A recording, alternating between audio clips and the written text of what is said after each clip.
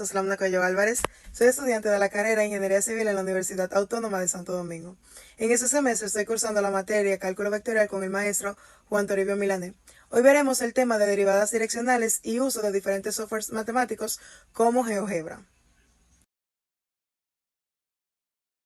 Los contenidos que veremos en esta presentación son objetivo general, objetivos específicos, interrogantes, términos claves, saberes previos, ejercicios a resolver, ejercicios propuestos, conclusión, frase motivacional, los recursos utilizados para la elaboración de este material y la bibliografía consultada. El objetivo general de este material es adquirir los conocimientos fundamentales y procedimientos relacionados con el tema de derivadas direccionales. Nuestros objetivos específicos son resolver ejercicios de derivada direccional mediante su definición del límite, interpretar geométricamente la derivada direccional de funciones de dos variables, aplicar el uso de softwares matemáticos para calcular la derivada direccional y resolver ejercicios de derivada direccional con una forma alternativa utilizando el gradiente que definiremos más adelante. Algunas de las interrogantes que nos pueden surgir al estudiar este tema son: ¿qué es una derivada direccional? ¿Qué método alternativo se tiene para calcular la derivada direccional de una función? ¿Cómo se interpreta geométricamente la derivada direccional? ¿Qué es el gradiente? ¿Qué significa que una función de varias variables sea continua? ¿Y para qué nos sirve calcular la derivada direccional? Los términos claves de este tema son derivada direccional, vector unitario, varias variables, derivada parcial, límite y continuidad. Las funciones de varias variables son aquellas cuyas imágenes son números reales, pero cuyo dominio será un subconjunto del espacio Rn, como tenemos aquí. Una función de D, que es un subconjunto de Rn, y cuya imagen o cuyo resultado es un número real. Esto asocia a cada n-ado ordenado de números reales de D un número real bien determinado. Tenemos algunos ejemplos aquí: z igual a f de x, y igual a x al cuadrado más x por y. Esta es una función de dos variables independientes y una variable dependiente. Las variables independientes en este ejemplo son x y la variable dependiente es z. Luego tenemos entonces este otro ejemplo que nos dice que w es igual a f de x, y, z igual a x más 2y menos 3z. Esa es una función de tres variables independientes que son x, y z y una variable dependiente que es w. Como nosotros podemos graficar funciones de R3, entonces vamos a hacer una interpretación en este gráfico. Nosotros tenemos el dominio. Entonces, a cada par ordenado del dominio, que recordemos que es un subconjunto de R2, entonces a cada par ordenado se le da un número real específico en la superficie. Entonces, el conjunto que nosotros vemos aquí en el piso, sombreado de gris, se le llama dominio, y el rango es el conjunto de todos los números reales que tiene al menos un par ordenado, tal que x, y pertenezca al dominio, de manera que al evaluar la función en ese par ordenado, pues nos dé una imagen. Bien, entonces, como podemos ver aquí, tenemos un punto x, y, ese es un par ordenado. Al evaluarlo en la función, entonces obtenemos un único punto de la superficie. Esta imagen fue tomada del libro de Larson, Cálculo 2, novena edición, en la página 888. Otro tema que debemos repasar es límites y continuidad de funciones de varias variables, ya que lo vamos a utilizar para la definición de la derivada direccional. A modo de repaso y para simplificarlo un poco, estaremos trabajando con funciones de dos variables. Eso también nos va a ayudar, ya que podemos graficarlo y podemos comprenderlo mejor. Entonces, para el límite, si tenemos una función de dos variables que está definida en un disco abierto centrado en un punto A, B, excepto posiblemente en ese punto A, B, y sea L un número real, entonces nosotros vamos a tener el límite cuando x, y tiende a ese punto A, B de la función. Bueno, el límite será igual a L. Esto va a pasar si para cada epsilon mayor que 0 existe un delta mayor que 0, tal que el valor absoluto de la función menos el límite sea menor que epsilon. Siempre que la distancia que haya desde el punto x, y al punto A, B sea menor que delta y que obviamente sea positiva mayor que cero. Vamos a verlo en este gráfico de aquí. Este gráfico fue tomado de la página web openstacks.org, donde nosotros podemos ver la superficie, que es la función f de x, y. Entonces, vamos a ver que en el punto A, B se forma alrededor un disco de radio delta. Es decir, que todos los pares ordenados que tenemos aquí en el dominio tienen una distancia al punto A, B menor que delta. Bien, para cada par ordenado que tenemos aquí, entonces le corresponde una imagen de la superficie de la función.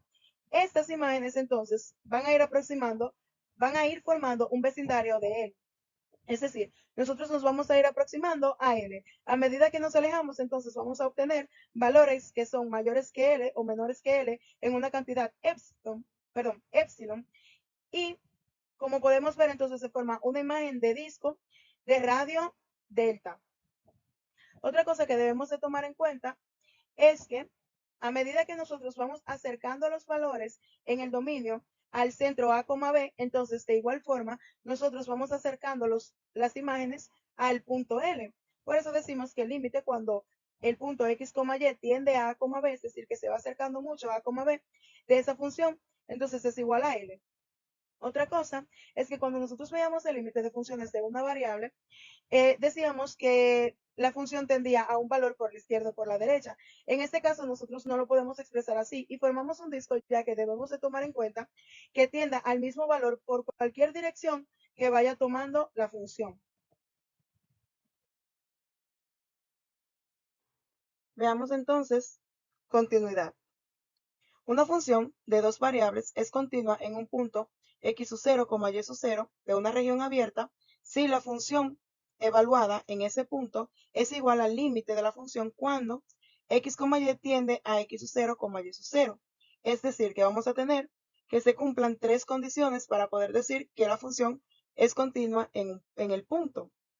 Y es que primero, la función esté definida en el punto x sub 0, y sub 0, que existe el límite cuando x, y tiende a x sub 0, y sub 0 de la función y que el límite sea igual a la función evaluada en ese punto.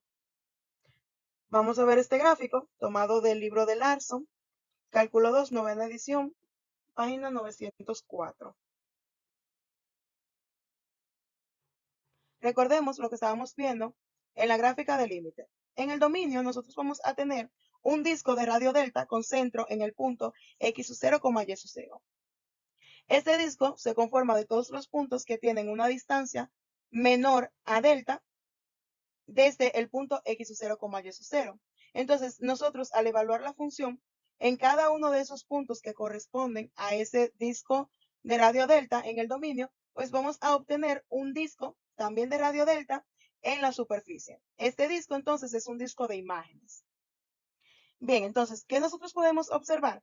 Que a medida que en los pares que tomamos pares ordenados que se van acercando a x sub 0, y sub 0, entonces de igual forma nosotros vamos a ir obteniendo imágenes que se van acercando a z sub 0. Por eso nosotros podemos decir que el límite existe y que el límite es igual a z sub 0.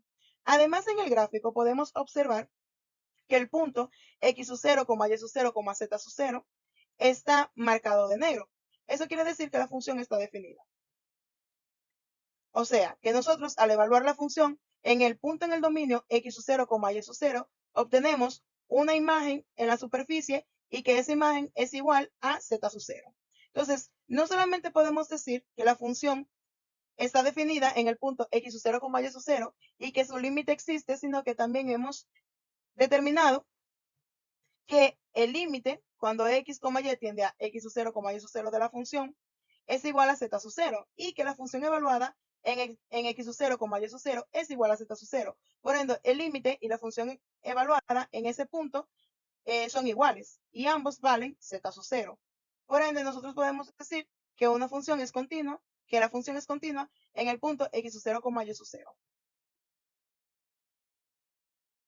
Si notamos, es el mismo procedimiento que nosotros ya conocíamos para saber la continuidad de una función de una variable en un punto x igual a a. Nosotros queríamos saber si la función estaba definida en el punto x igual a a si el límite cuando x tendía a existía y si el límite cuando x tendía a de la función es igual a la función evaluada en a. Entonces, nosotros tenemos las mismas tres condiciones para funciones de varias variables. Es decir, aquí lo estamos viendo de dos variables, pero realmente es el mismo concepto para funciones de Rn, por ejemplo. Siempre será el mismo concepto. Queremos saber si la función está definida en el punto de interés, si el límite cuando nos acercamos al punto de interés existe y si ese límite es igual a la función evaluada en el punto de interés. Vamos a ver ahora el ejemplo 4 de la sección 13.2, página 901, límites y continuidad del libro Cálculo 2 de Ron Larson y Bruce Edwards, donde se nos pide demostrar que el siguiente límite no existe. Este límite cuando x, y tiende a 0,0 de la función x al cuadrado menos y al cuadrado sobre x al cuadrado más y al cuadrado y todo eso al cuadrado. Lo primero que nosotros debemos de definir es el dominio de la función. Ya sabemos que la función es esta expresión de aquí y que el dominio va a ser todos los pares ordenados x, y que pertenezcan a R2 siempre y cuando x, y sea diferente de 0. Es decir, el dominio consta de todos los puntos en el plano x, y, con excepción del punto 0,0. Y para nosotros mostrar que el límite no existe cuando x, y se aproxima a 0,0, vamos a considerar aproximaciones a 0,0 a lo largo de dos trayectorias diferentes. La primera trayectoria que vamos a tomar es la trayectoria a lo largo del eje X, donde todos los puntos son de la forma X, 0. Es decir, que ya nosotros vamos a tener, no vamos a tener Y, sino que lo vamos a estar sustituyendo por 0. Por ende, nos va a quedar el límite cuando x, 0 tiende a 0,0 de x al cuadrado sobre x al cuadrado y todo eso al cuadrado. Simplificando aquí, vamos a tener entonces el límite cuando x, 0 tiende a 0,0 de 1 al cuadrado. 1 al cuadrado es 1. Y nosotros sabemos que el límite de una constante es esa constante. Por lo tanto, el límite a lo largo del eje X es igual a 1. Continuando entonces con el ejemplo 4, vamos a ver el límite a lo largo de la recta y igual a x, donde todos los puntos son de la forma x, x. Bien, entonces tenemos el límite cuando x, x tiende a 0,0 de la expresión x al cuadrado menos x al cuadrado sobre x al cuadrado más x al cuadrado, todo eso al cuadrado. Fíjense que esta expresión de aquí es la función evaluada en x, x. Bien, entonces simplificando esto de aquí, tenemos en el numerador x al cuadrado menos x al cuadrado que nos da 0 y en el denominador x al cuadrado más x al cuadrado que nos da 2x al cuadrado y todo eso al cuadrado. Bien, podemos ver que esto es una expresión racional. Por ende, una expresión racional de numerador 0. Por ende, entonces está 0, ya que sabemos que cualquier expresión racional donde el numerador sea 0 es igual a 0. Bien, entonces simplificando eso, vamos a tener 0 al cuadrado que nos da 0 y tenemos entonces el límite cuando x, x tiende a 0,0 de 0. El límite de una constante es la constante. Por ende, nosotros podemos decir que el límite cuando x, x tiende a 0,0 de la expresión x al cuadrado menos x al cuadrado sobre x al cuadrado más x al cuadrado, y todo eso al cuadrado es igual a 0 a lo largo de la recta y igual a x. Por lo que podemos decir que el límite no existe. ¿Y esto a qué se debe? Lo vamos a comprender mejor con la siguiente gráfica. Fíjese que la primera trayectoria que nosotros teníamos es el eje X, es decir, que a medida que nosotros nos acercamos a 0,0 en esta trayectoria, los valores que obtenemos tienden a 1. Sin embargo, cuando nosotros nos acercamos a 0,0 en la trayectoria del eje Y igual a X, los valores que vamos obteniendo son 0, es decir, los valores tienden a ser 0. Por ende, entonces, se dice que en el disco abierto existen puntos en los que la función toma el valor 1 y otros puntos en los que la función toma el valor 0. Bien, como el límite no existe, entonces la función no es continua en 0,0 y a esta discontinuidad se le llama inevitable o no removible. Sin embargo, nosotros podemos tener una función que no sea continua en un punto, pero que el límite en ese punto exista. Entonces, a ese tipo de discontinuidad le llamamos discontinuidad removible o evitable. Esto porque nosotros podemos eliminar la discontinuidad si definimos el valor de la función igual a su límite. Entonces ahí cumpliríamos con las tres características que habíamos definido antes. En este caso, como el límite no existe, simplemente es una discontinuidad inevitable o no removible. Bien, pasemos ahora a comprobar el ejemplo 4 con el software matemático Wolfram Alpha. Aquí ya nos encontramos en la página principal del software matemático Wolfram Alpha y en este recuadro escribiremos lo que queremos calcular. Aquí podemos ver de entrada las diferentes opciones que nos da el software. Sin embargo, estas en la estrellita son las más frecuentes, las más utilizadas. Sin embargo, nosotros podemos ir seleccionando aquí para ver diferentes opciones. Yo me voy aquí a la estrellita ya que se encuentra la opción que yo necesito, que es el límite. Vamos a colocar las variables que son x, y. Aquí vamos a escribir el punto al que nosotros queremos aproximarnos, que es 0,0. Y aquí vamos a escribir la expresión. Ya de entrada voy a colocar la potencia, ya que nosotros sabemos que la expresión está al cuadrado. Bien, escribimos la fracción, podemos separar con aquí, con paréntesis, para que el exponente tome toda la expresión que escribamos aquí en la base. Entonces vamos a tener x al cuadrado menos y al cuadrado en el numerador. En el denominador teníamos x al cuadrado, perdón, ahora sí, x al cuadrado más y al cuadrado y todo eso al cuadrado. Ya con el ejercicio digitado, nos vamos aquí a calcular entrada. Esperamos que el software cargue y aquí podemos ver el resultado, que nos dice que es indeterminado, es decir, que el límite no existe.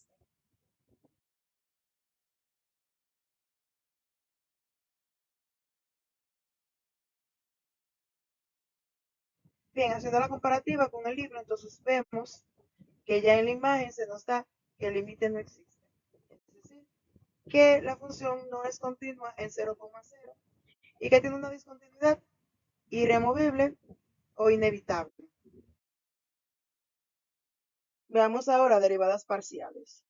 Se define la derivada parcial de una función con respecto a x en el punto P igual a x sub 0, y sub 0, denotada por esta notación que nosotros vemos aquí, es una versión de la notación del Leibniz, que era la que trabajamos cuando derivábamos funciones de una variable. En esta notación lo que se hace es sustituir la d original por este símbolo que es la d de Jacobi, que suele llamarse parcial. Es una d redondeada que nos indica efectivamente que la derivada es una derivada parcial de la función con respecto a x en el punto P. O también tenemos esta notación de aquí, donde simplemente se le agrega un subíndice indicando la variable respecto a la cual estamos derivando. Entonces, la derivada parcial se define como el siguiente límite. Ese límite cuando h tiende a 0 de la función evaluada en x sub 0 más h, es decir, que quien está incrementando es el punto es la coordenada x, coma, y sub 0, que se mantiene constante, menos la función evaluada en p, y todo eso sobre h. Lo mismo tenemos para la derivada parcial de la función con respecto a y en el punto p. La denotamos de la misma forma, indicando que ahora estamos derivando con respecto a y el límite queda de la siguiente forma. El límite cuando h tiende a 0 de la función evaluada en x sub 0, y sub 0 más h, donde podemos ver que quien está incrementando es y sub 0. Y x sub 0 se mantiene constante, menos la función evaluada en el punto P sobre h.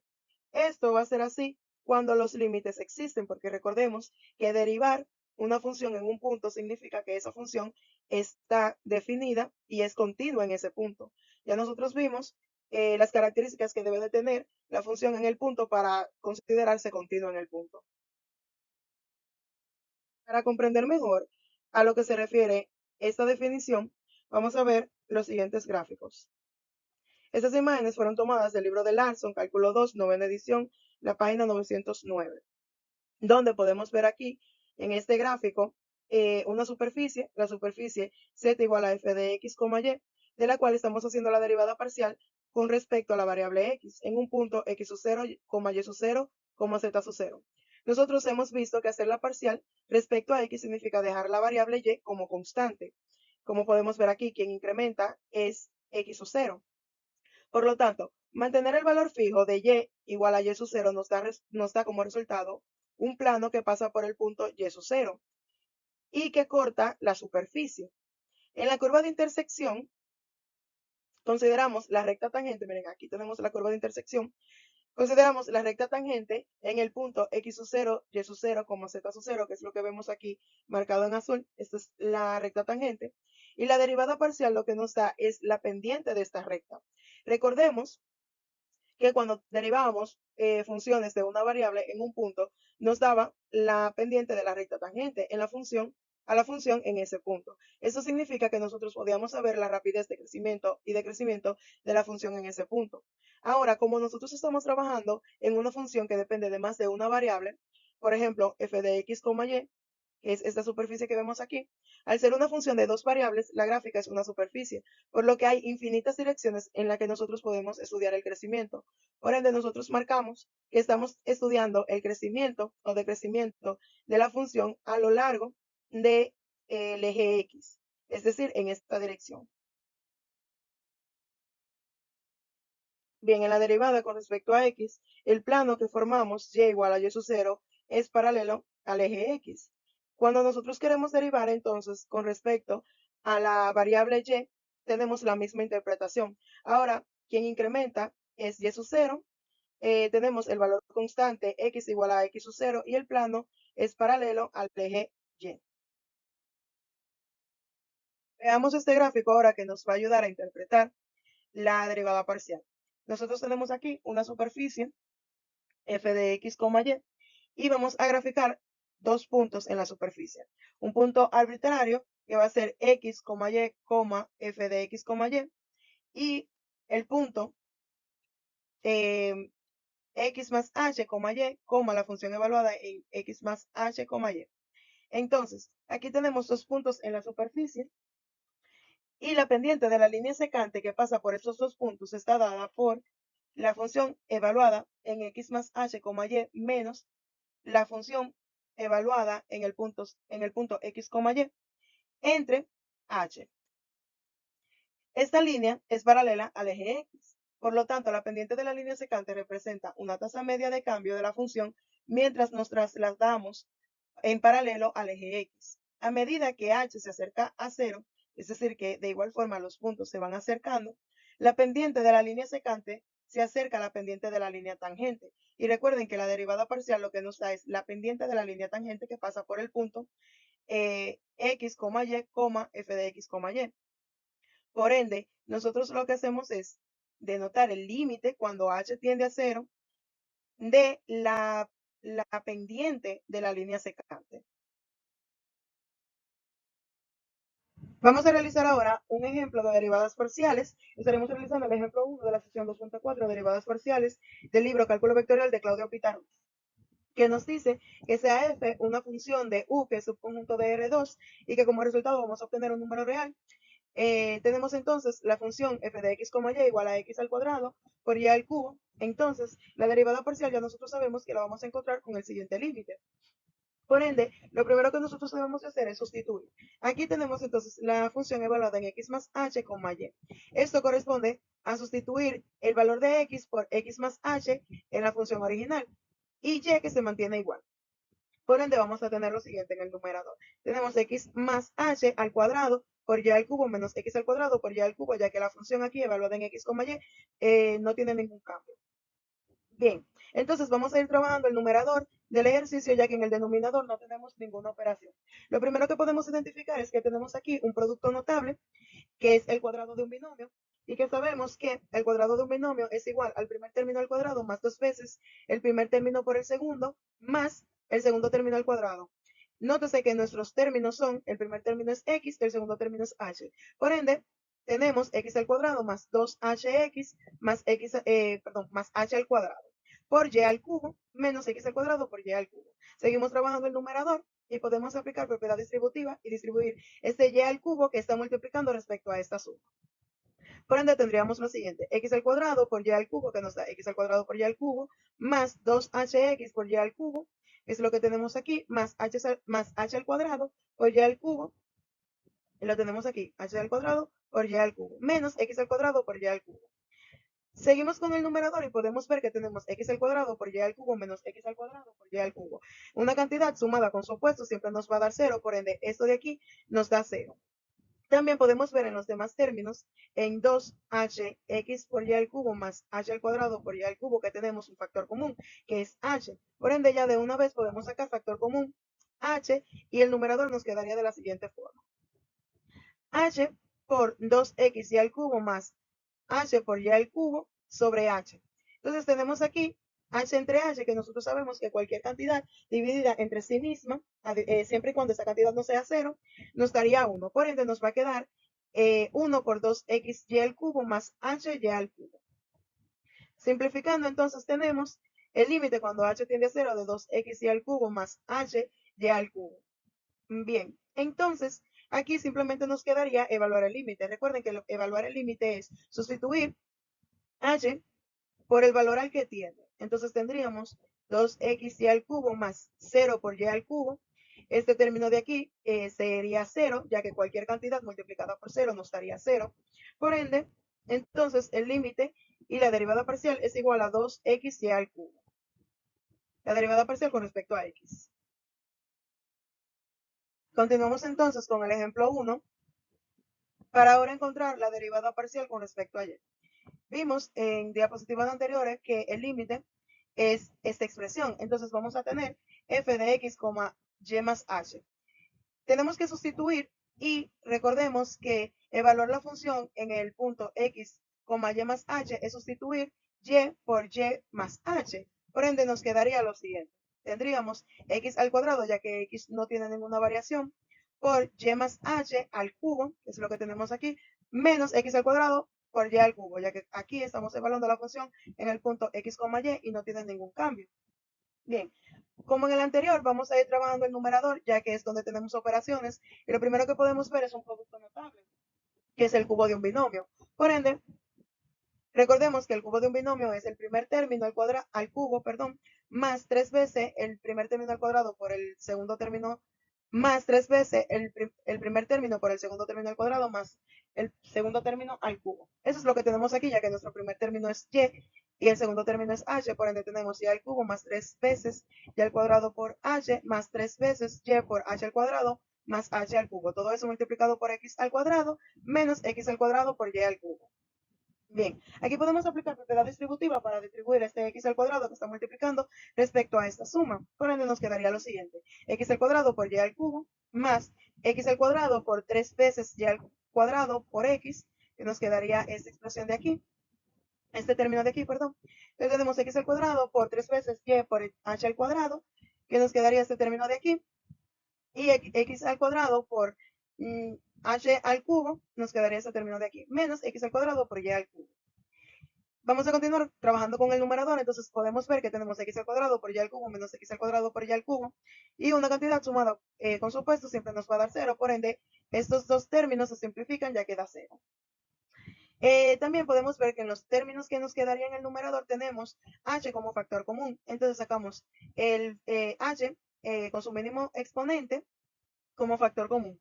Y nos quedaría lo siguiente, tenemos h por 3x al cuadrado por y al cuadrado más 3x al cuadrado por y por h más x al cuadrado por h al cuadrado. Entre h, aquí podemos ver también que h entre h nos daría 1, ya que un número dividido entre sí mismo, siempre y cuando este número sea diferente de 0, siempre va a dar 1, y nos quedaría 1 por todo este factor que tenemos aquí. Bien, simplificando entonces, nos quedaría 3x al cuadrado, y al cuadrado, más 3x al cuadrado por y por h, más x al cuadrado por h al cuadrado. Y simplemente nos quedaría evaluar el límite. Recordando que evaluar el límite es sustituir h por el valor al que tiende. Entonces tendríamos 3x al cuadrado y por 0, es decir, que este término sería igual a 0, ya que cualquier número multiplicado por 0 siempre va a dar 0. Y x al cuadrado por h al cuadrado, si sustituimos entonces h por el valor al que tiende, que es 0, Entonces este término también nos daría 0. Por ende, el resultado del límite y la derivada parcial con respecto a y es igual a 3x al cuadrado por y al cuadrado. Pasemos ahora a comprobar los resultados que obtuvimos con el software matemático Wolfram Alpha. Ya aquí en la página principal del software matemático vamos a digitar aquí lo que queremos calcular. Vemos que de entrada las opciones que nos da el software no se encuentra la derivada parcial. Aquí tenemos la derivada que nosotros utilizamos cuando tenemos funciones que dependen de una variable. Recordemos que esta es la notación del Leibniz y que nosotros utilizamos una variante de ella, donde la d se sustituye por la d de Jacobi, que nos indica que es una derivada parcial. Entonces, como no se encuentra aquí, simplemente nos vamos a ir a este apartado y lo podemos ver aquí, derivada parcial. Le vamos a dar, entonces vamos a colocar la variable respecto a la que queremos derivar. Abrimos paréntesis. Vamos aquí de nuevo para colocar potencia, y aquí en la expresión tenemos x al cuadrado por y al cubo, y al cubo. Cerramos paréntesis y como queremos calcular ambas derivadas parciales, es decir, la derivada parcial con respecto a x y la derivada parcial con respecto a y, lo vamos a hacer todo de una y simplemente vamos a separar con una coma y vamos a colocar entonces derivada parcial de nuevo, ahora con respecto a y, de la expresión, abrimos paréntesis, tenemos entonces x al cuadrado por y al cubo, cerramos paréntesis, perdón, ahí sí. Ahora que tenemos digitado nuestro ejercicio, simplemente le vamos a dar a calcular entrada y vamos a esperar que cargue. Bien, podemos ver aquí la interpretación que hace el software de lo que nosotros digitamos y el resultado. Esto corresponde a la derivada parcial con respecto a x, que es 2x por y al cubo, coma, y eso corresponde a la derivada parcial con respecto a y, que es 3x al cuadrado por y al cuadrado. Aquí podemos ver que también podemos calcular las entradas por separado, es decir, calcular aquí la derivada parcial con respecto a x de la función y nos daría el resultado de esa derivada parcial. Y lo mismo con respecto a y. Lo podemos calcular separado en el software. Entonces, tenemos las dos opciones para calcular las derivadas parciales. El resultado con el resultado del libro. Entonces es el ejemplo 1, como ya hemos dicho. Esa es la función. Y el resultado que nos arroja el libro es este de aquí.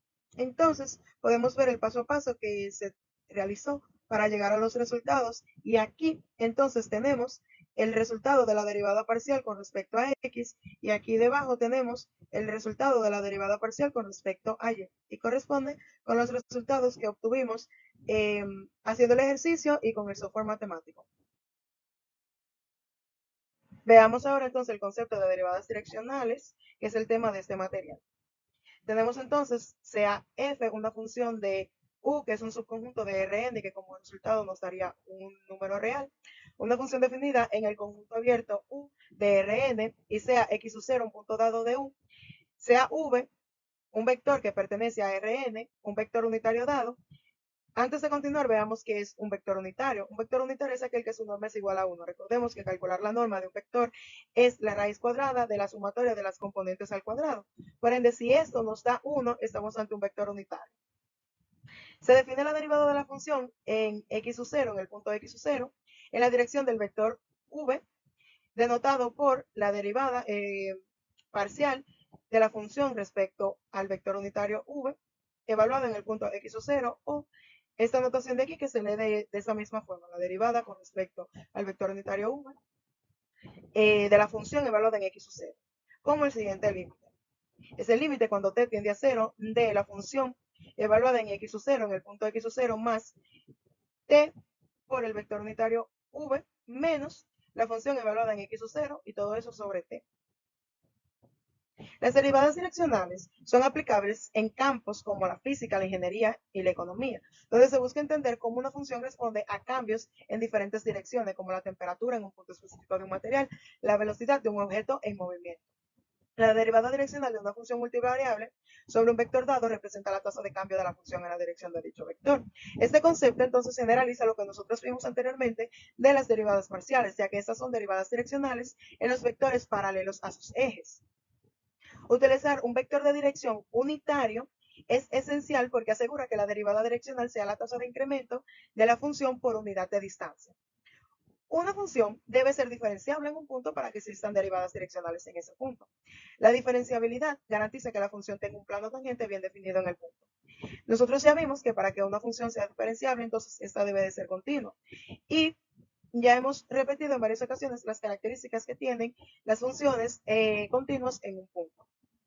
También la noción geométrica de la derivada direccional que veremos más adelante detallada y con gráficos, pero vamos a darnos una idea de entrada.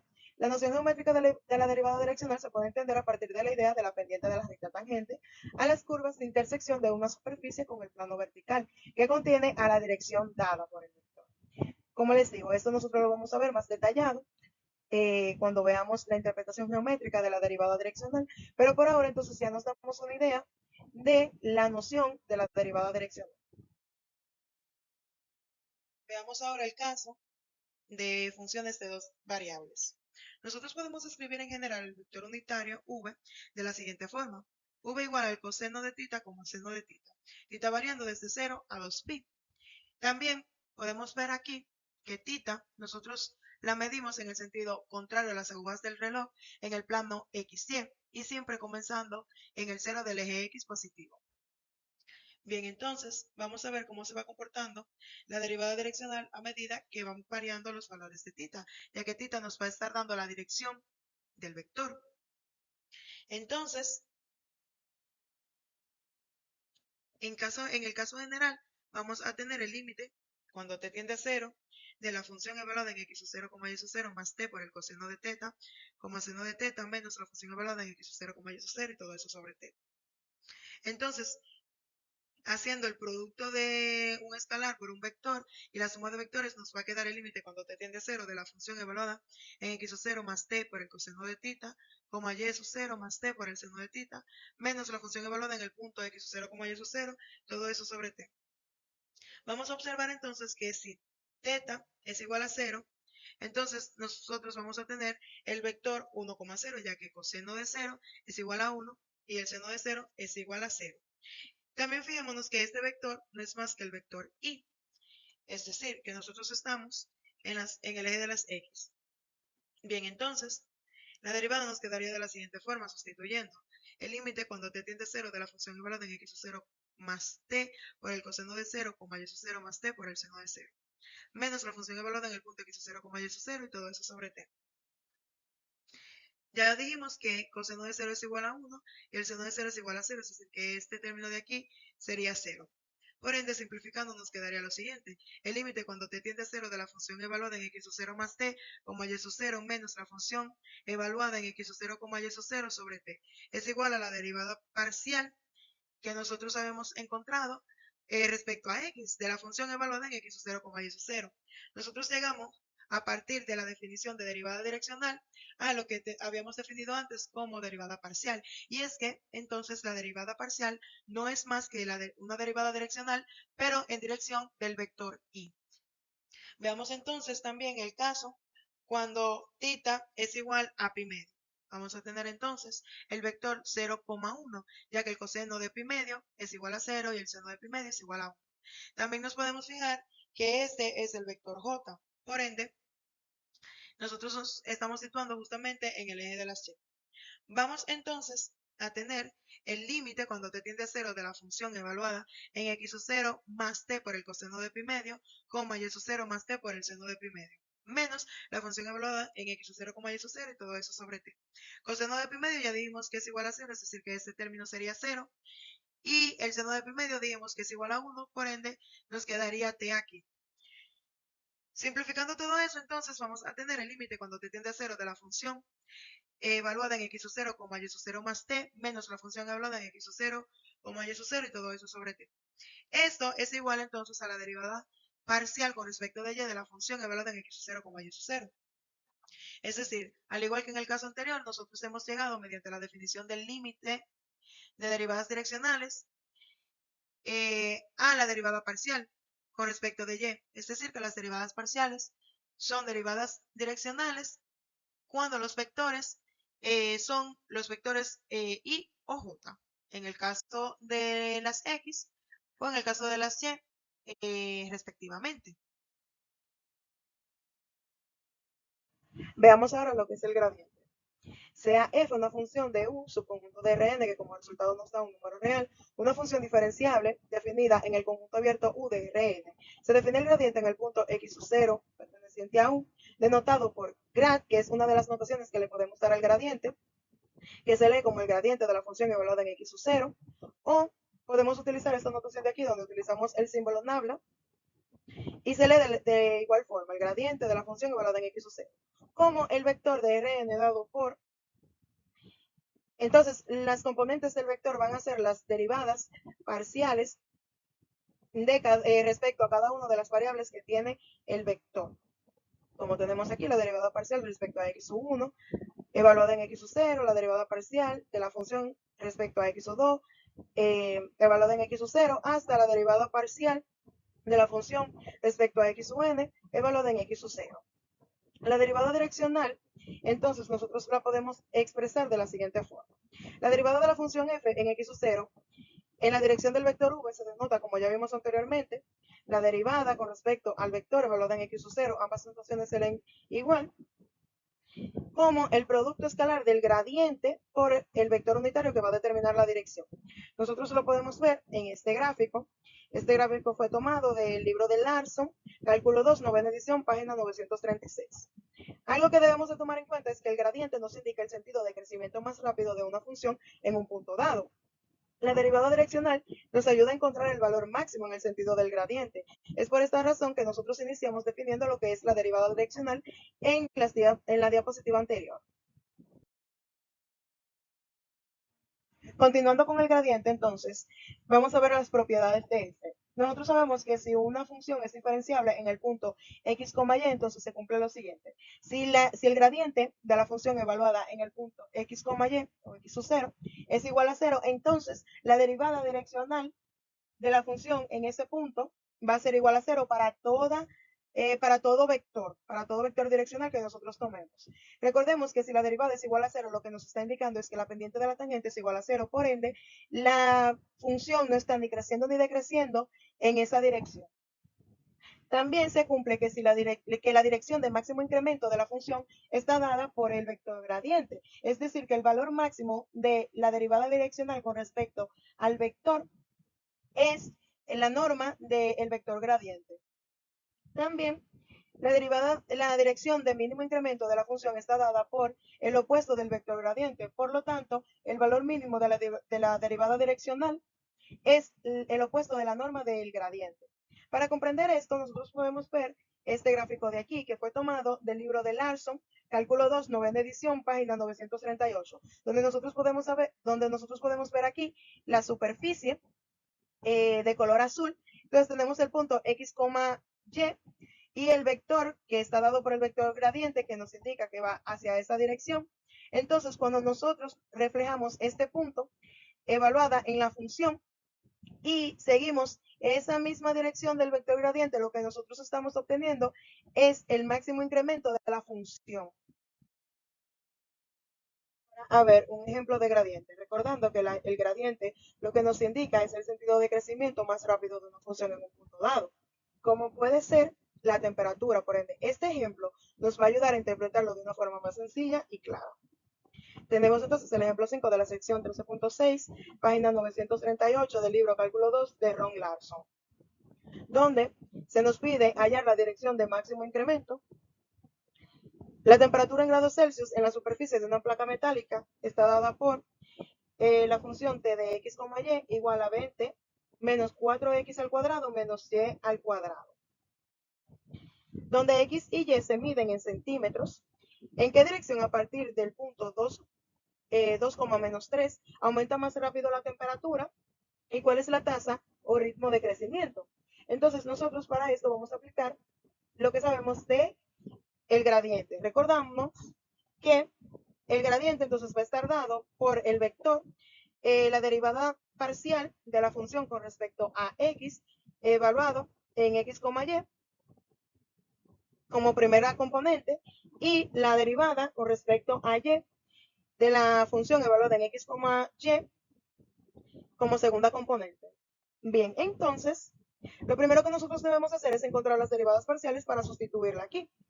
Si nosotros derivamos aquí la función con respecto a x, recordemos que lo que hacemos es tomar y como constante, por lo tanto vamos a tener la derivada de 20 con respecto a x, el ser una constante nos da igual a 0, la derivada de negativo y al cuadrado con respecto a x, que como es una constante no da 0, y la derivada de negativo 4x al cuadrado. Aquí, como estamos derivando con respecto a x, simplemente nos va a quedar menos 8x. Y si derivamos con respecto a y, entonces x va a ser constante, por lo tanto vamos a tener la derivada de una constante aquí, que va a ser 0, la derivada de esta constante, que va a ser 0, y por último entonces la derivada de este término de aquí, que nos va a quedar como un negativo 2y. Escribimos entonces las derivadas que acabamos de encontrar, y lo que hacemos es sustituirlos en el vector gradiente que tenemos aquí arriba. Simplemente entonces vamos a tener que el vector gradiente es igual a negativo 8x en la componente y menos negativo 2y en la componente j.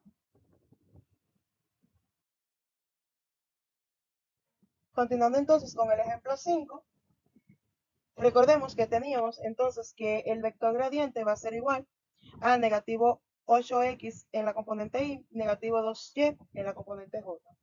Si nosotros entonces evaluamos este vector en el punto 2, negativo 3, vamos a tener lo siguiente, negativo 8 por 2 en la componente y menos 2 por negativo 3 en la componente j. Y simplificando, obtenemos entonces que este es el vector negativo 16y más 6j. Este es el vector de máximo incremento de esta función. Para eso vamos a ver también entonces la gráfica de curva de nivel que nos brinda el libro y luego vamos a verlo en GeoGebra. Entonces vemos que aquí se encuentra el punto 2, negativo 3 y entonces si nosotros nos movemos en esta dirección vamos a obtener el máximo incremento. También se nos pedía en el ejercicio buscar la tasa de incremento y como vimos en las propiedades, el máximo incremento va a estar dado por la norma. Entonces vamos a calcular la tasa de incremento que no va a ser más que la norma del vector evaluado en ese punto, del vector del gradiente en el punto 2, negativo 3. Recordemos también que la norma de un vector es la raíz cuadrada de la suma de las componentes del vector al cuadrado. Por ende vamos a tener lo siguiente. La norma del gradiente de la función evaluada en 2, negativo 3 es igual a la raíz cuadrada de negativo 16, que es la primera componente al cuadrado, más 6 al cuadrado, que es la segunda componente. Bien, entonces, realizando la potenciación, tendríamos la raíz cuadrada de 256, que es negativo 16 al cuadrado, más 36, que es 6 al cuadrado. Entonces, sumando estos dos números, vamos a obtener la raíz cuadrada de 292, que como es un número irracional, simplemente esta es su mínima expresión y podríamos aproximarlo a decimales de la siguiente forma. Entonces tenemos que la norma del vector gradiente de la función evaluada en 2, negativo 3 es aproximadamente o casi igual a 17.09 grados Celsius por centímetro por centímetro. Bien, vamos ahora a verificar lo que nosotros obtuvimos del ejemplo 5 de la sección 13.6, página 938 del libro Cálculo 2 de Ron Larson, donde teníamos esta función de aquí, en el punto 2, negativo 3. Vamos a ir a Wolfram Alpha para calcularlo. Ya aquí en la página principal del software matemático, Wolfram Alpha, entonces vamos a calcular, vamos a escribir aquí lo que queremos calcular. Vamos a calcular las componentes del gradiente. Recordemos que son las derivadas direccionales, perdón, las derivadas parciales. Entonces tenemos la derivada parcial con respecto a x de la función que es 20 menos 4x al cuadrado. Vamos aquí para seleccionar potencia. Menos y al cuadrado. Bien, entonces separamos con coma. Separamos con coma. Y vamos a tener entonces también la derivada parcial con respecto a y de la función 20 menos 4x al cuadrado, más por aquí, menos y al cuadrado. Ok, ya digitado entonces, simplemente le vamos a dar a calcular entrada. Y aquí obtenemos las derivadas parciales, negativo 8x y negativo 2y, que fueron los resultados que nosotros obtuvimos. Ahora nosotros lo que queremos hacer es evaluar esto en el punto 2, negativo 3. Entonces simplemente voy a borrar aquí y guiándome de esto, voy a tener entonces el vector, aquí. Vamos a tener entonces negativo 8 por 2, coma, perdón, coma, entonces negativo 2 por negativo 3. Vamos a calcular entrada y obtenemos que para x tenemos entonces negativo 16 y y igual a 6. Nos lo está marcando aquí en la representación visual como un punto, pero nosotros sabemos que los puntos los podemos escribir como un vector. Entonces simplemente sería un vector que sale desde aquí del origen en esta dirección, hacia este punto negativo 16,6, que fue lo que nosotros obtuvimos. También entonces vamos a calcular de una vez y guiándonos de aquí la norma. Vamos a tener entonces la raíz cuadrada de negativo 16 al cuadrado más 6 al cuadrado. Bien, y le vamos a dar a calcular entrada. Podemos ver aquí que nos está dando la aproximación que nosotros encontramos, que es 17,08 aproximadamente, 17,09 aproximadamente. Esta es la tasa de incremento en esta dirección.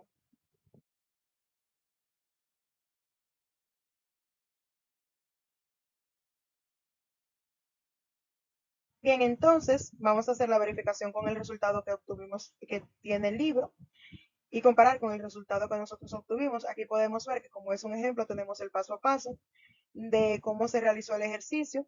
Tenemos el gradiente, aquí ya sustituido con las derivadas parciales, también evaluado en el punto 2, negativo 3. Y por último, entonces, la tasa de incremento, que da 17,09 grados por centímetro. Esto fue lo que nosotros obtuvimos, por lo tanto, es correcto. Vamos ahora a ver esto con GeoGebra y los datos que nosotros obtuvimos, con los resultados que obtuvimos.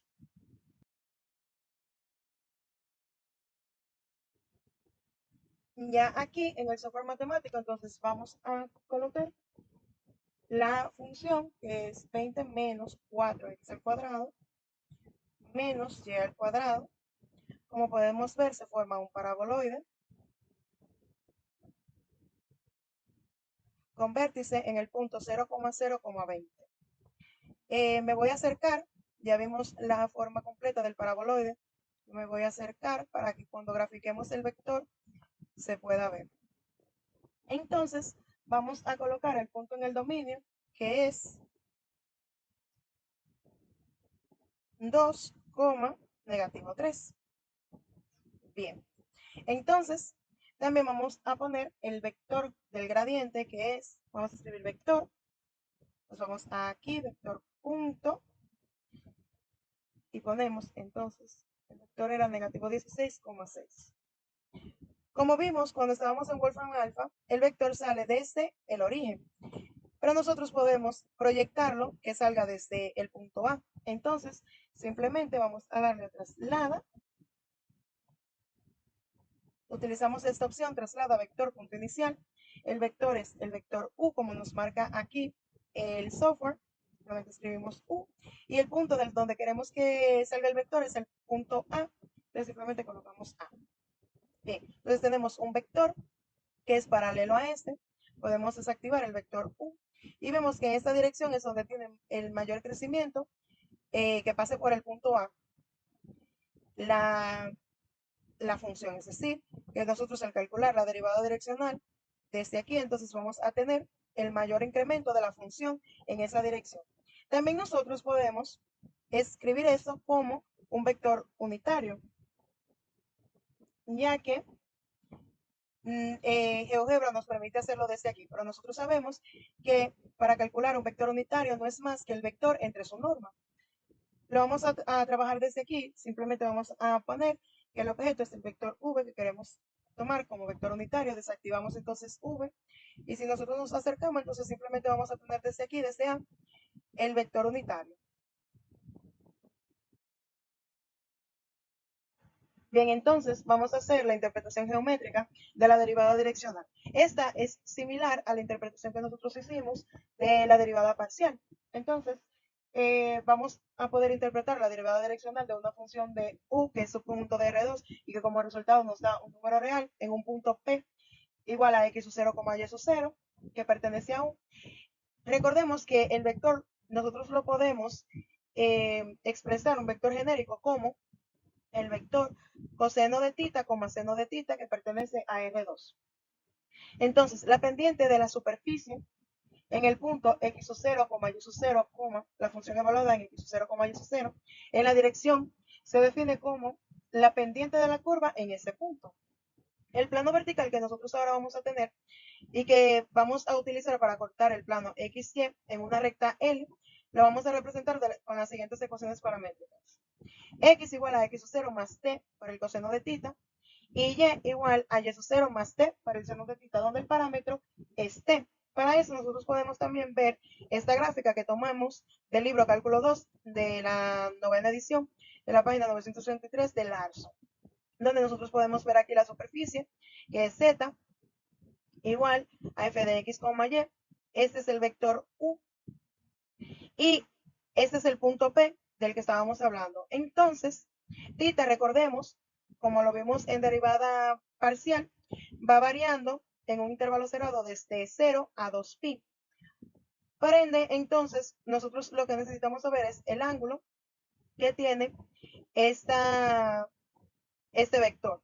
Bien, respecto al eje X. Entonces, miren que por como son paralelos, esto es igual que el vector, esta recta L que nosotros tenemos aquí. Entonces, para formar el plano vertical, ya nosotros sabemos que podemos utilizar estas ecuaciones paramétricas. Y en la siguiente diapositiva, entonces veremos el plano y haremos la interpretación. Bien, entonces continuando con la interpretación geométrica, vamos a tener un punto en la superficie que es x sub 0, y sub 0, la función evaluada en x sub 0, y sub 0. Recordemos que este punto está en la superficie. Sin embargo, el punto que le corresponde en el dominio es x sub 0, y sub 0. Bien, entonces, el punto Q nosotros lo podemos definir como x, y, la función evaluada en x, y. Y de igual forma, eso es un punto en la superficie. El punto en el dominio sería x, y solamente. Entonces, nosotros podemos calcular la distancia que hay entre estos puntos en el dominio.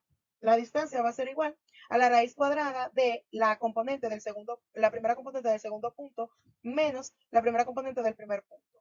Eso al cuadrado más la primera componente de Q, la segunda componente de Q, perdón, que es Y, menos la segunda componente de P, que es Y sub 0, al cuadrado. Para nosotros, vimos que nosotros podíamos expresar x y y como de esta forma. X habíamos dicho que con los parámetros, con la ecuación paramétrica que habíamos encontrado anteriormente, era equivalente a x sub 0 más t por el coseno de tita. Entonces simplemente sustituimos aquí el valor de x y que y era igual a y sub 0 más t por el seno de tita y lo sustituimos. Bien, entonces, como podemos ver aquí, x sub 0 menos x sub 0 nos daría 0, por ende aquí simplemente nos quedaría t por el coseno de tita.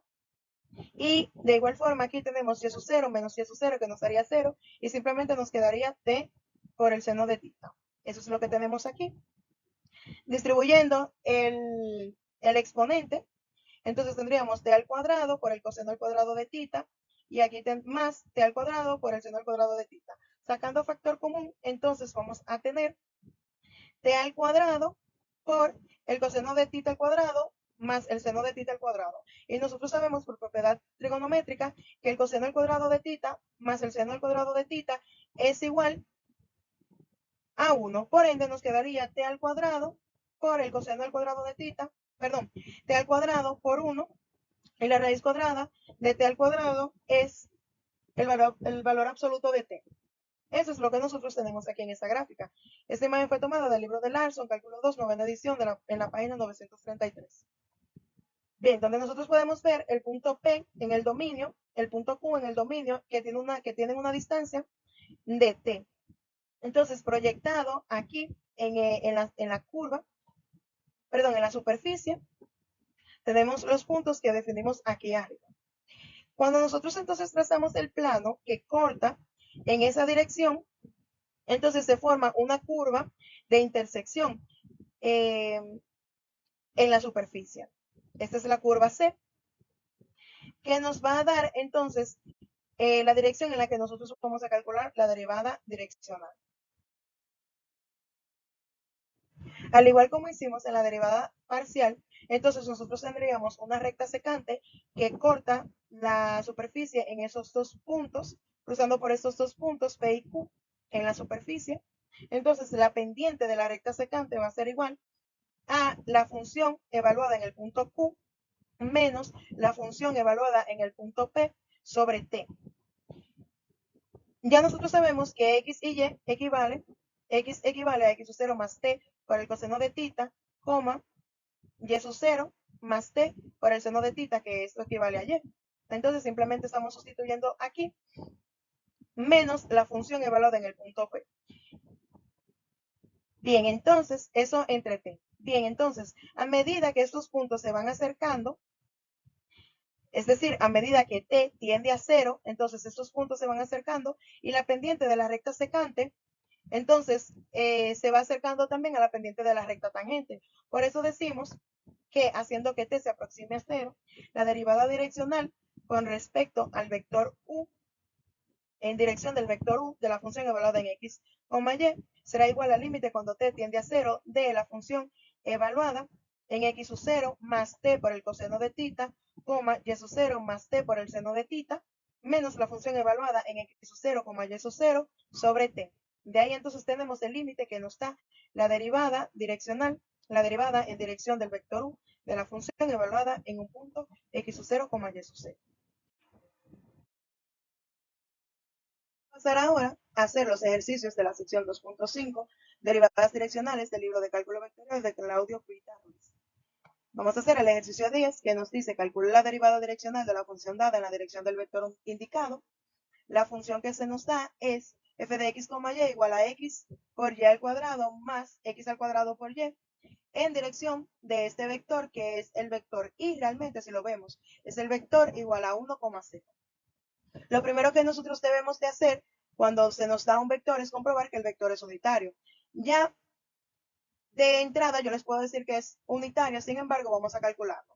Entonces tenemos la norma del vector v, que es igual a la raíz cuadrada de la sumatoria de las componentes al cuadrado, es decir, 1 al cuadrado más 0 al cuadrado. Esto, 1 al cuadrado nos da 1, más 0 al cuadrado nos da 0, por ende nos queda la raíz cuadrada de 1, que es igual a 1. Como la norma es igual a 1, entonces v es un vector unitario. Seguimos entonces, ya aquí tenemos el límite que hemos definido, que comprobamos tanto geométricamente y fuimos estudiando anteriormente, que es el límite cuando t tiende a 0 de la función evaluada en x, y más t por el vector menos f de x, y sobre t. Entonces, ¿qué tenemos que hacer? Sustituir. Entonces vamos a tener la función evaluada en el punto x, y más t por el vector, que es 1,0, menos la función evaluada en x, y sobre t. Vamos aquí a hacer el producto de un escalar por un vector y sumar los vectores. Entonces nos quedaría lo siguiente. Tendríamos entonces el límite cuando t tiende a 0 de la función evaluada en x más t, y menos la función evaluada en x, y sobre t. Nótese que como la única que está incrementando es la componente x, entonces lo que nosotros estamos haciendo es una derivada parcial con respecto a x, ya que también, como podemos ver, el vector es el vector y. Entonces, simplemente nos quedaría evaluar la función en ambos casos y tendríamos, como aquí lo que tenemos que hacer es sustituir x por x más t, nos quedaría entonces x más t por y al cuadrado más x más t al cuadrado por y, menos Entonces, separado con el paréntesis, tenemos x por y al cuadrado más x al cuadrado por y, que es la función evaluada en x, y. Todo eso sobre t. Bien, entonces, continuando con el ejercicio 10, habíamos quedado sustituyendo la función evaluada en x más t, y, menos la función evaluada en x, y. Entonces, simplemente lo que vamos a hacer es aplicar propiedad distributiva aquí. Vamos a desarrollar este binomio al cuadrado, también aplicando distributiva con esta y que está multiplicando. Y distributiva también este negativo que está multiplicando a este binomio. Entonces, desarrollando todo esto, vamos a tener x por y al cuadrado más t por y al cuadrado más y por x al cuadrado más 2 veces t por x por y más t al cuadrado por y más, entonces, ya luego de distribuido este signo negativo, entonces tenemos menos x y al cuadrado menos x al cuadrado por y todo eso sobre t. Bien, entonces, lo primero que vamos a hacer, simplemente para no entorpecer el ejercicio, vamos a quitar los paréntesis que son innecesarios y que simplemente se utilizaron para que se vea cada una de las operaciones que estábamos haciendo en el numerador. Por ende, entonces vamos a tener la misma expresión simplemente sin los paréntesis. Solamente reescribimos. Bien, entonces, como nosotros podemos ver aquí, podemos hacer suma de términos semejantes, ya que tenemos x por y al cuadrado menos x por y al cuadrado. Entonces, esto nos da 0. Y también tenemos aquí x al cuadrado por y menos x al cuadrado por y, que también nos da 0. Por ende, el numerador nos queda de la siguiente forma: t al cuadrado más 2t por x por y más t al cuadrado por y. Todo eso sobre t, porque recuerden que solamente estábamos trabajando con el numerador, ya que en el denominador no hay ninguna operación que hacer. También podemos fijarnos que en el numerador tenemos factor común t. Entonces vamos a factorizar, sacamos el factor común t y tenemos entonces t por y al cuadrado más 2xy más t por y sobre t. Bien, entonces t entre t nosotros lo podemos simplificar, sabemos que da 1 por este factor de aquí, por ende el límite nos queda de la siguiente forma. El límite cuando t tiende a 0 de y al cuadrado más 2xy más t por y. Evaluando el límite, entonces tendríamos y al cuadrado más 2xy más 0 por y. Esto nos da 0, por ende la derivada de la función respecto al vector v, el vector indicado, no es más que y al cuadrado más 2xy. Vamos a pasar ahora a verificar con el software Symbolab el resultado que nosotros obtuvimos.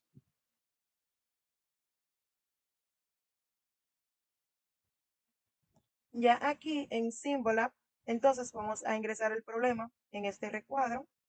Vamos a buscar límite, le damos. Por defecto nos va a salir x, el límite cuando x tiende a infinito. Sin embargo, nosotros sabemos que queremos el límite cuando t tiende a 0. Simplemente lo cambiamos. Y aquí entonces podemos escribir la expresión. Entonces teníamos en el numerador la función evaluada en x más t, y. Por ende vamos a tener x más t, x más t por y al cuadrado más, entonces, x más t al cuadrado por y menos, entonces ahora la función evaluada en x, y, que es x por y al cuadrado más x al cuadrado por y. Todo eso sobre t. Ya que tenemos digitado el ejercicio, simplemente vamos a darle a ir. Esperamos que cargue. Podemos ver aquí que tenemos los pasos de solución con el que el software hizo el ejercicio. Y aquí tenemos la solución. Nosotros lo habíamos escrito como 2x por y más y al cuadrado. Sin embargo, aquí nos lo está dando factorizado. Tomar un factor común, y, pero nosotros sabemos que los resultados son iguales. Entonces, ya vamos a hacer la comparación definitiva del resultado obtenido, donde tenemos aquí, este fue el resultado que nosotros obtuvimos al hacer el ejercicio. Este es el resultado del libro. Y esa fue la verificación que hicimos con Symbolab. Recuerden que aquí nos lo está dando como factores, pero que es la misma expresión. Vamos a continuar entonces con el segundo ejercicio de este material, que es de la sección 2.5, derivadas direccionales de cálculo vectorial, de Claudia Pitágoras. Es el ejercicio número 11 que nos pide calcular la derivada direccional de la función dada en la dirección del vector indicado. La función es f de x, y igual a x al cubo por la raíz cuadrada de 1 más 3 por la tangente a la sexta potencia de x al cuadrado más x a la 102. El vector indicado es v igual a 0,1. Nótese que este vector es el vector j, que nos indica que vamos a calcular la derivada direccional en la dirección del eje y. Entonces, lo primero que debemos hacer es comprobar que el vector es unitario, aunque ya de por sí nosotros podemos decir que sí, que el vector es unitario, sin embargo vamos a comprobarlo. Tenemos entonces que la norma del vector, como habíamos dicho, es la raíz cuadrada de la suma de las componentes al cuadrado. Entonces tenemos la raíz cuadrada de 0 al cuadrado más 1 al cuadrado. Esto de aquí nos da 1, entonces la raíz cuadrada de 1, que es igual a 1, por ende, su norma es igual a 1 y el vector es unitario. Entonces, pasamos a escribir la expresión del límite cuando t tiende a 0 de la función evaluada en x, y más t por el vector menos la función evaluada en x, y sobre t. Aquí lo que tenemos que hacer es sustituir. Entonces, vamos a sustituir v, entonces vamos a tener el límite cuando t tiende a 0 de la función evaluada en x, y más t por 0,1, que es el vector, menos la función evaluada en x, y sobre t. Vamos a continuar con el ejercicio 11. Nos habíamos quedado en esta expresión de aquí. Vamos a pasar a hacer el producto del escalar por el vector y la suma de vectores, que nos quedaría de la siguiente forma. El límite cuando t tiende a 0 de la función evaluada en x, y más t menos la función evaluada en el punto x, y sobre t. Entonces vamos a pasar a sustituir. Nótese que la función realmente no tiene la y como variable, por ende se quedaría igual en aquí, que es donde tendríamos que cambiar y por y más t. Entonces simplemente nos quedaría el límite cuando t tiende a 0 de x al cubo sobre la raíz cuadrada de 1 más 3 por la tangente a la sexta potencia de x al cuadrado más x a la 102 menos x al cubo por la raíz cuadrada de 1 más 3 por la tangente a la sexta potencia de x al cuadrado más x a la 102 y todo eso sobre t. Podemos ver que aquí tenemos la misma expresión, es decir, tenemos este término más su opuesto, ya que son exactamente el mismo término. Por ende, entonces, esto nos daría 0. Así que, haciendo suma de términos semejantes, tenemos el límite cuando t tiende a 0 de 0 sobre t. Y 0 sobre t es igual a 0. Por ende, simplemente lo escribimos aquí. Entonces, el límite de una constante es esa misma constante. Por ende, la derivada con respecto al vector direccional es igual a 0.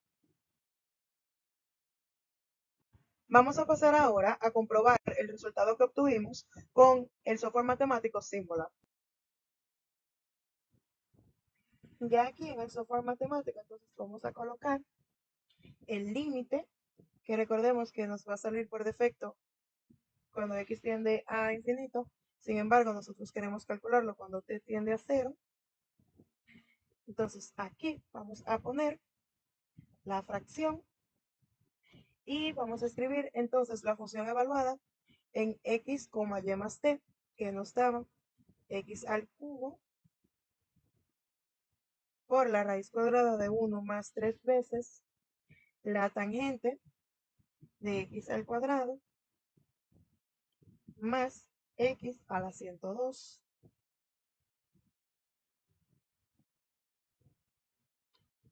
Esto de aquí lo voy a cortar para poner un paréntesis y colocar que está elevado a la sexta potencia. Aquí. Entonces, esto menos la función evaluada en x, y, que nos daba x al cubo por la raíz cuadrada de 1 más 3 veces, ya voy a colocar directamente el paréntesis, la tangente de x al cuadrado más x a la 102. Y de una vez coloco entonces que eso está elevado a la sexta potencia sobre t. Entonces simplemente lo vamos a dar ahí. Vemos aquí la solución que obtenemos. Se nos da el paso a paso y simplemente tenemos que el límite es igual a 0. Vamos a pasar entonces a hacer la comprobación tanto del resultado que nosotros obtuvimos, que es igual a 0, como el resultado que nos da el libro para el ejercicio 11 y la verificación que hicimos con Symbolab, que bueno, lo estuvimos haciendo en vivo en la diapositiva anterior, nos dio 0 también. Vamos a continuar con el tercer ejercicio que resolveremos en este material, que es el ejercicio número 13, también de la sección 2.5 del libro de cálculo vectorial de Claudio Pita Ruiz, donde se nos pide calcular la derivada direccional de la función dada en la dirección del vector indicado. La función es f de x, y, z, que es igual a x por y por z, y el vector que se nos está indicando es v igual a 1/3, negativo 2/3, negativo 2/3. Lo primero que nosotros debemos de comprobar es que el vector es unitario, así que simplemente vamos a pasar a calcular la norma. Tenemos entonces la norma del vector, que es la raíz cuadrada de la sumatoria de las componentes al cuadrado. Por eso tenemos la raíz cuadrada de 1/3 al cuadrado más negativo 2/3 al cuadrado más negativo 2/3 al cuadrado. 1/3 al cuadrado nos da 1/9 más 2/3 al cuadrado nos da 4/9 más 2/3 al cuadrado, que nos da 4/9. Al hacer la suma nos va a quedar 9/9, que es igual a 1. Por ende, la raíz cuadrada de 1 nos da 1 y el vector es unitario. Pasamos entonces a escribir por aquí el límite cuando t tiende a 0 de la función evaluada en x, y, z más t por el vector menos la función evaluada en x, y, z y todo eso sobre t. Entonces vamos a sustituir el vector. Nos quedaría de la siguiente forma. Tenemos el límite cuando t tiende a 0 de la función evaluada en x, y, z más t por 1/3, 2/3, negativo 2/3, perdón, de negativo 2/3, menos la función evaluada en x, y, z y todo eso sobre t. Bien, vamos a hacer el producto de ese escalar por este vector y luego la suma de vectores. Nos quedaría de la siguiente forma.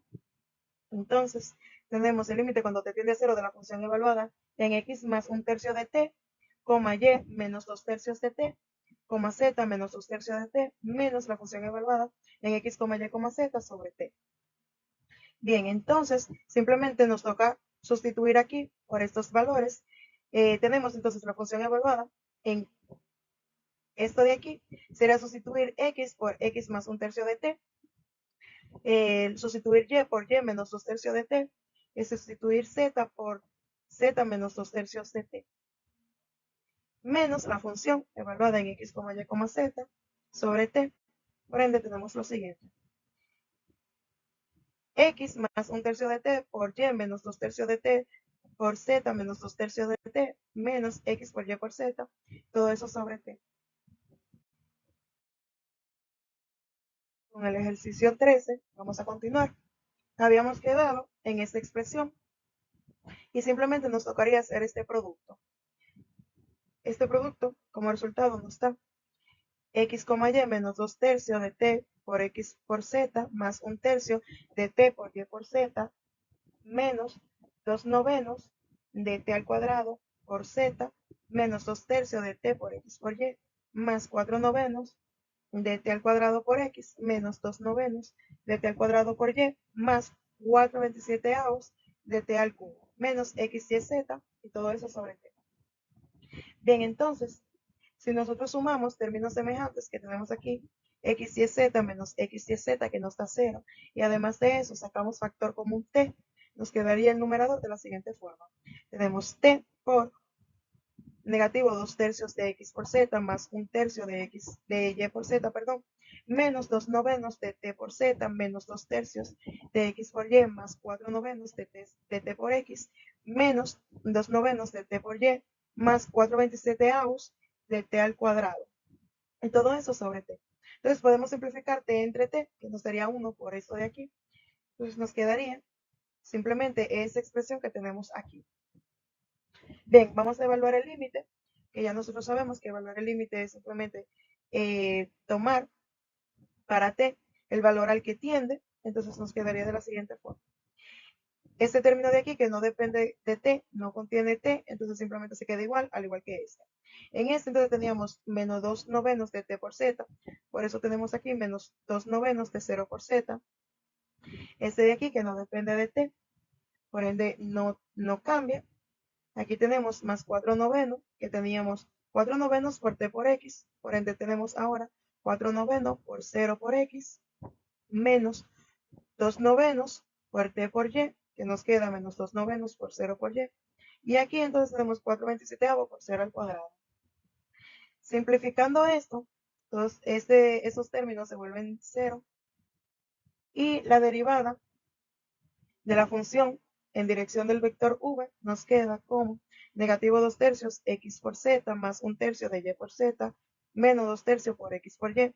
Y haciendo la suma de las fracciones, entonces tenemos que la derivada en dirección del vector v es igual a negativo 2xz más yz menos 2x por y, y todo eso sobre 3. Vamos a pasar al software matemático Symbolab para comprobar el resultado que nosotros obtuvimos.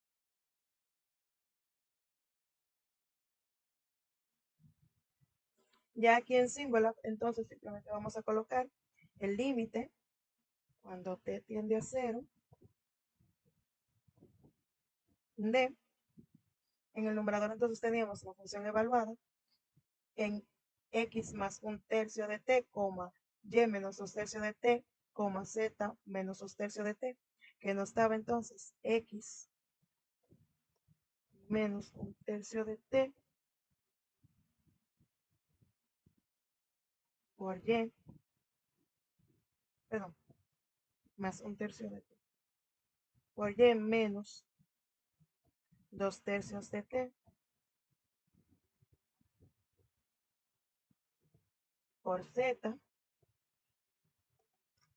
menos 2 tercios de t menos la función evaluada en x, y, z, que nos da x por y por z. Y todo eso sobre t. Entonces simplemente vamos a darle a ir para que calcule.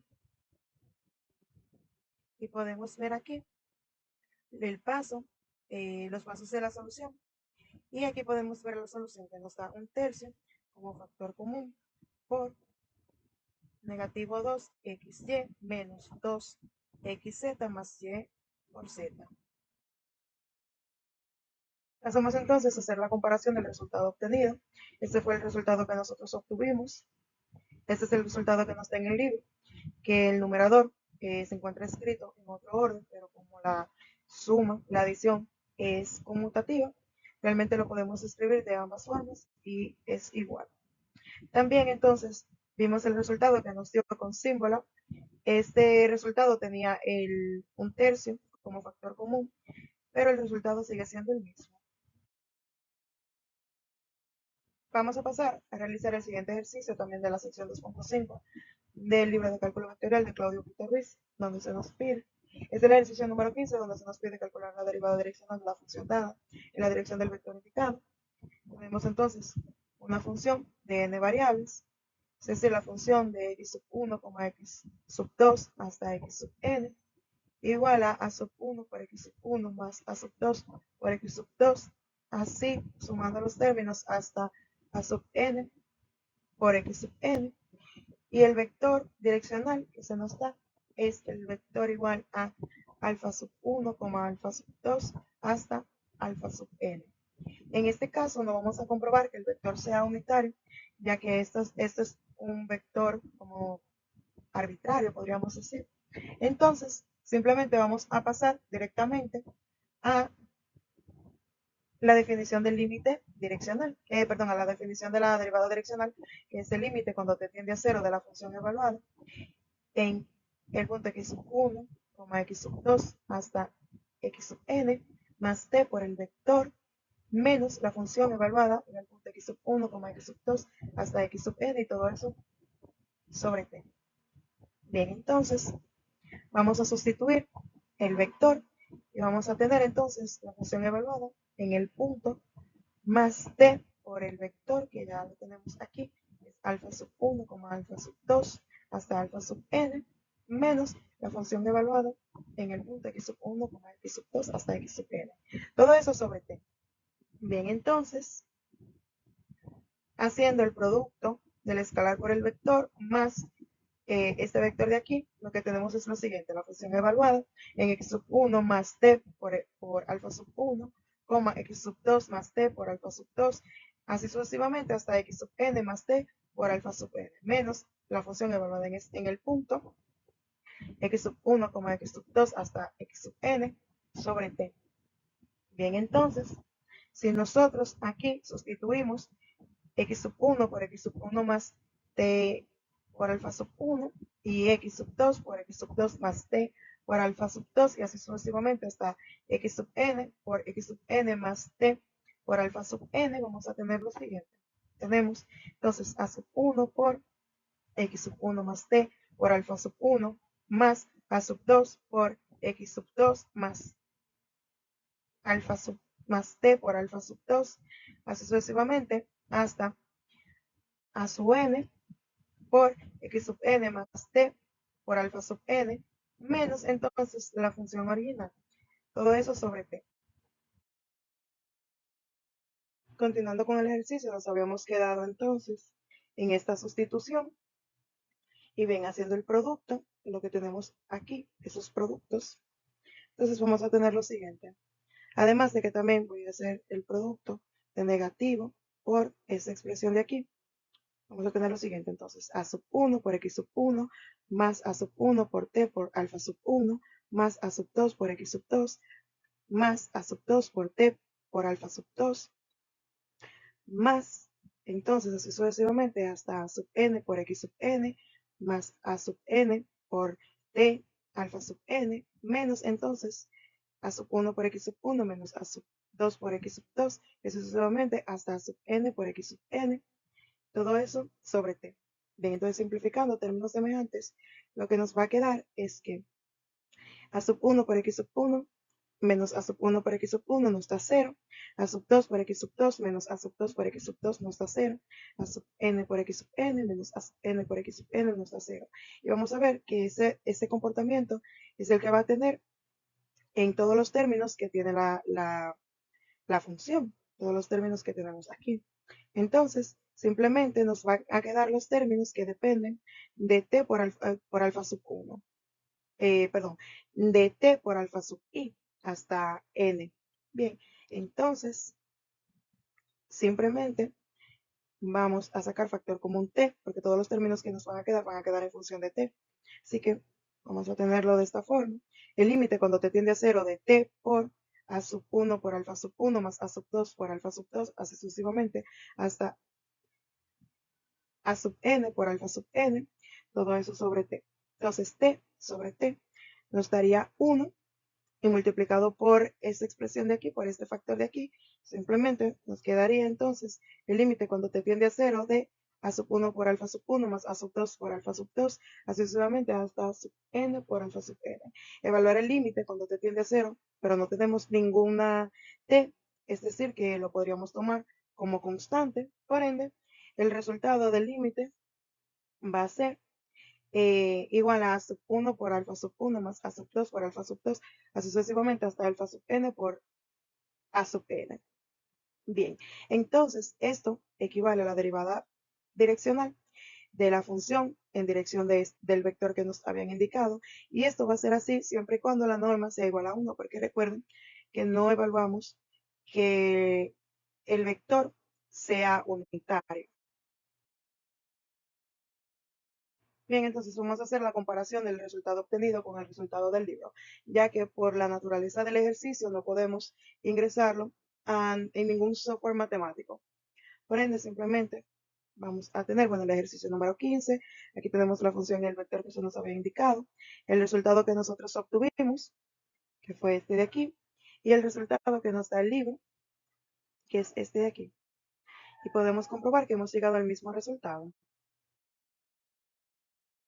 Vamos ahora a realizar el último ejercicio de este material, que es el ejercicio 21, también de la sección 2.5 del libro Cálculo Vectorial de Claudio Pitarriz, donde se nos pide, este ejercicio tiene dos incisos, lo vamos a ir trabajando por separado. Se nos pide comprobar que las derivadas direccionales obtenidas en dos ejercicios anteriores, en este caso vamos a estar trabajando el ejercicio número 13 primero, se puede escribir como la derivada en dirección de v igual a por la derivada parcial respecto a x de la función más b por la derivada parcial con respecto a y de la función más c por la derivada parcial con respecto de z de la función, donde el vector que se nos dio para calcular la derivada, entonces las componentes van a corresponder a b y c.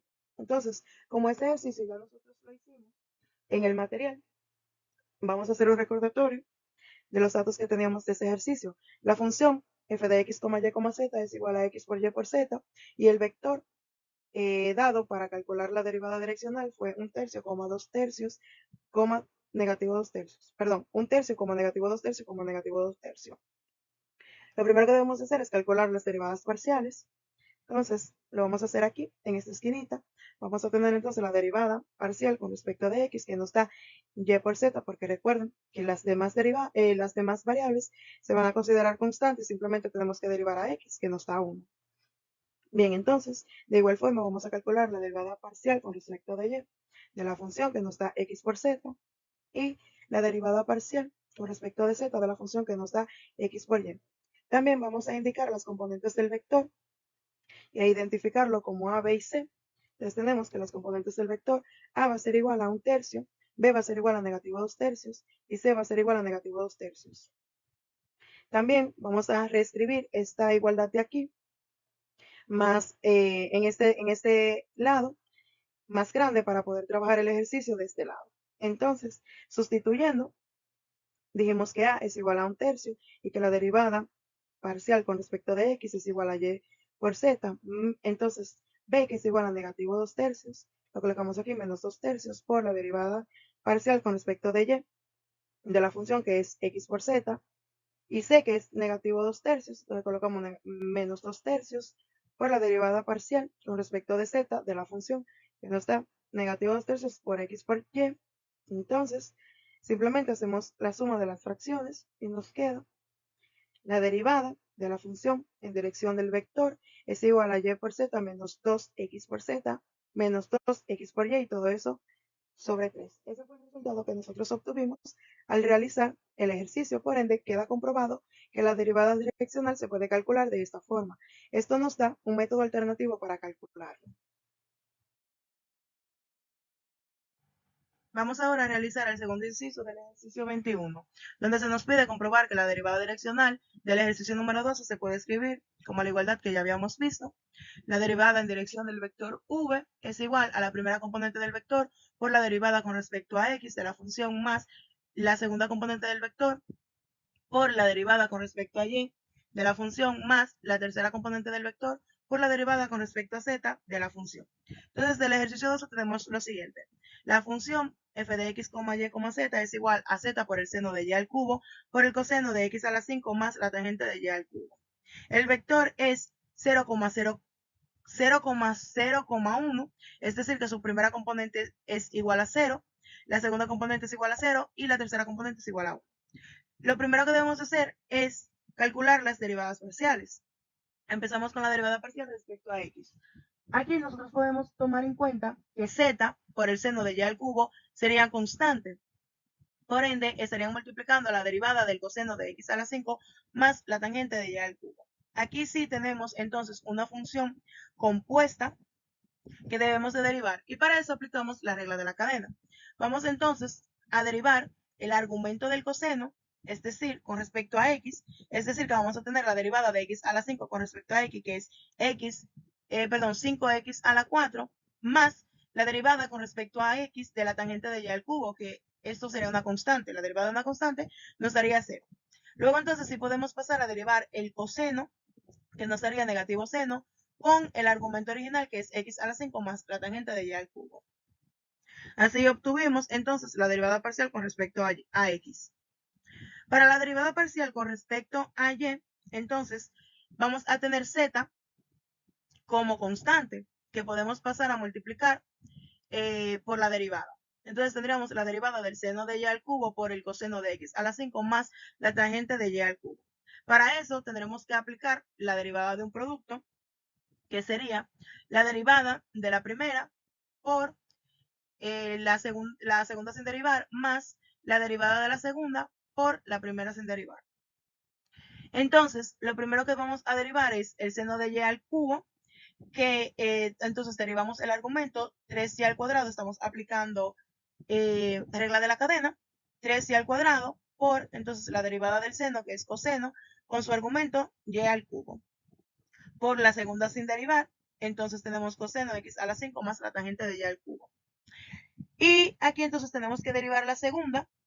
Nos quedaría entonces la derivada con respecto de y de x a la 5 más la tangente de y al cubo. La derivada con respecto de y de x a la 5 es igual a 0, ya que x a la 5 vendría siendo una constante. Entonces, la derivada con respecto de y de la tangente de y al cubo no es más entonces que 3y al cuadrado, la derivada del argumento, por la derivada de la tangente, que es secante al cuadrado, con su argumento y al cubo. Eso entonces es la derivada del argumento de la segunda expresión, del coseno. Entonces nos quedaría por derivar el coseno, que nos daría negativo seno. Eso entonces con el argumento x a la 5 más la tangente de y al cubo por la primera sin derivar, seno de y al cubo. Bien, esa es la derivada parcial con respecto a y. Todo eso recordemos que está multiplicado por z, que es una constante, por lo tanto la sacamos a multiplicar toda la derivada. Por último, entonces nos quedaría la derivada parcial con respecto a z. Esta no es más que derivar entonces z con respecto a z, que nos daría 1, por todo lo demás que se tomaría como constante. Por eso la derivada con respecto a z, la derivada parcial con respecto a z, de f de x, y, z es igual al seno de y al cubo por el coseno de x a la 5 más la tangente de y al cubo. Perfecto, entonces ya con las derivadas, ya encontradas las derivadas, entonces podemos pasar a sustituir en la igualdad. Tenemos entonces 0, que es la primera componente, por la derivada con respecto a x, más 0, que es la segunda componente, por la derivada con respecto a y, más 1, que es la tercera componente, por la derivada con respecto a z. Esto nos da como resultado, entonces, que la derivada direccional, que la derivada en dirección del vector v de la función es igual al seno de y al cubo por el coseno de x a la 5 más la tangente de y al cubo. Vamos a pasar entonces a comprobar el resultado que obtenimos del ejercicio 21, donde se nos pedía comprobar que las derivadas direccionales obtenidas en los ejercicios 12 y 13 se pueden escribir como la siguiente igualdad.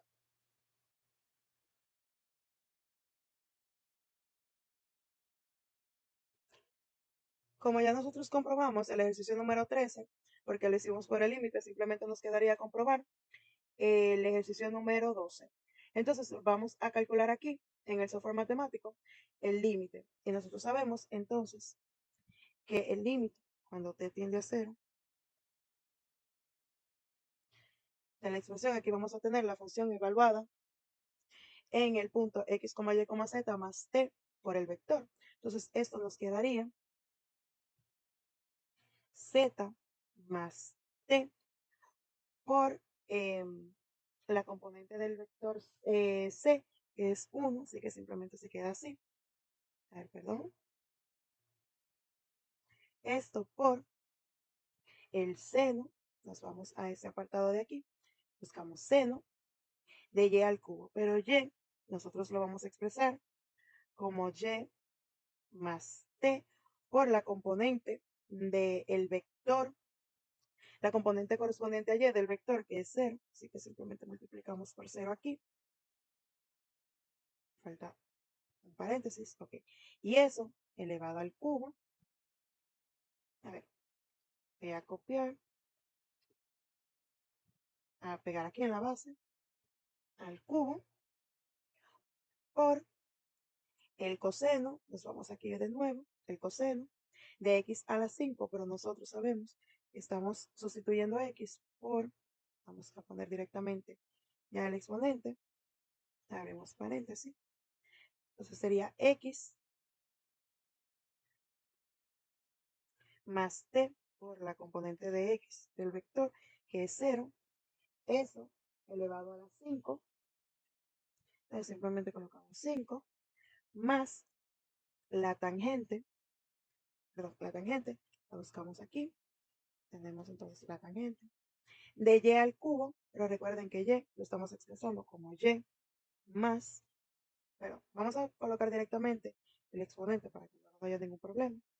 Simplemente colocamos los paréntesis y tenemos y más t por la componente correspondiente a y del vector, que es 0, al cubo. Todo eso menos entonces la función evaluada en el punto x, y, z, que es z menos, perdón, z por el seno, buscamos aquí, seno de y al cubo, entonces tenemos y al cubo por el coseno de x a la 5, x a la 5, y dentro del argumento del coseno tenemos entonces más la tangente, tenemos aquí, de y al cubo. Tenemos el exponente, aquí, entonces y al cubo. Todo eso sobre t. Entonces, simplemente vamos a darle a calcular entrada.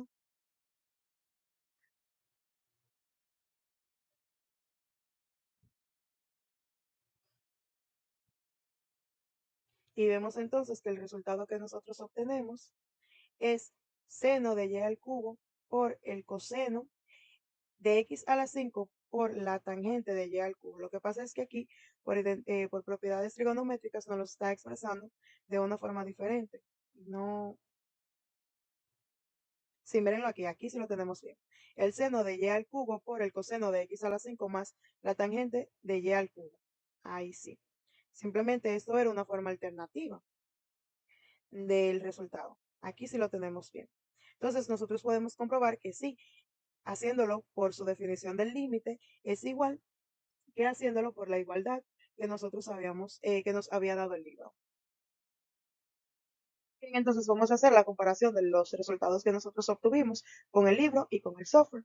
Entonces, eh, como se nos pedía en el ejercicio número 21, comprobar que las derivadas direccionales se pueden calcular mediante esta igualdad. Nótese que esta igualdad no es más que una forma alternativa que nosotros dimos al principio de este material, utilizando el gradiente para calcular la derivada direccional, ya que recordemos que el vector gradiente es el vector que sus componentes son las derivadas parciales de la función, y nosotros podíamos calcular la derivada direccional de una función como el producto punto del gradiente de la función por el vector. Eso es lo que tenemos aquí. Entonces, como es un producto punto, tenemos la primera componente del vector por la derivada parcial de la función con respecto de x, más la segunda componente del vector por la derivada parcial con respecto de y, de la función, más la tercera componente del vector por la derivada parcial con respecto de z.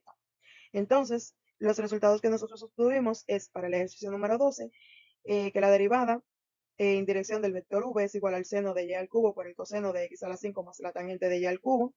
Y para el ejercicio 13, entonces tenemos que la derivada en dirección del vector v es igual a y por z menos 2xz menos 2xy sobre 3. El resultado que nos da el libro es igual. Nosotros comprobamos el ejercicio número 3, así que nos vamos a fijar directamente en el ejercicio número 12, que nos da seno de y al cubo por el coseno de x a la 5 más la tangente de y al cubo. Bien, entonces también comprobamos en vivo con el software que nos dio la derivada, hicimos la derivada con el software por su definición del límite, y nos da el mismo resultado que aplicando esta igualdad de aquí.